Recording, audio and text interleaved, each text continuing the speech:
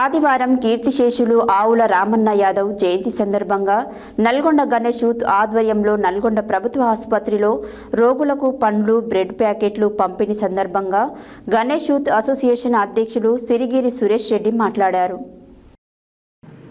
ఆదివారం కీర్తిశేషులు ఆవుల రామన్న యాదవ్ జయంతి సందర్భంగా నల్గొండ గణేష్ యూత్ ఆధ్వర్యంలో నల్గొండ ప్రభుత్వ ఆసుపత్రిలో రోగులకు పండ్లు, బ్రెడ్ ప్యాకెట్ల పంపిణీ సందర్భంగా గణేష్ యూత్ అసోసియేషన్ అధ్యక్షులు సిరిగిరి సురేష్ రెడ్డి మాట్లాడుతూ, రామన్న యాదవ్ చనిపోయి 3 సంవత్సరాలు గడుస్తున్నా వారు చేసిన సేవలు చిరస్మరణీయమని అన్నారు.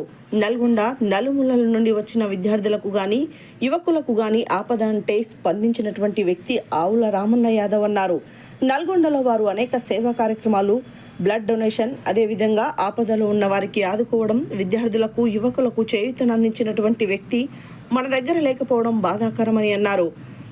వారి యొక్క ఆశయ సాధన కోసం కృషి చేస్తామని అన్నారు. ఈ కార్యక్రమంలో దీప నవీన్ రెడ్డి, కొండెట్టి మహేష్, విజయేందర్ రెడ్డి, యాదగిరి, పరమేష్, సంతోష్, సాయి కుమార్, రామ్ తదితరులు పాల్గొన్నారు.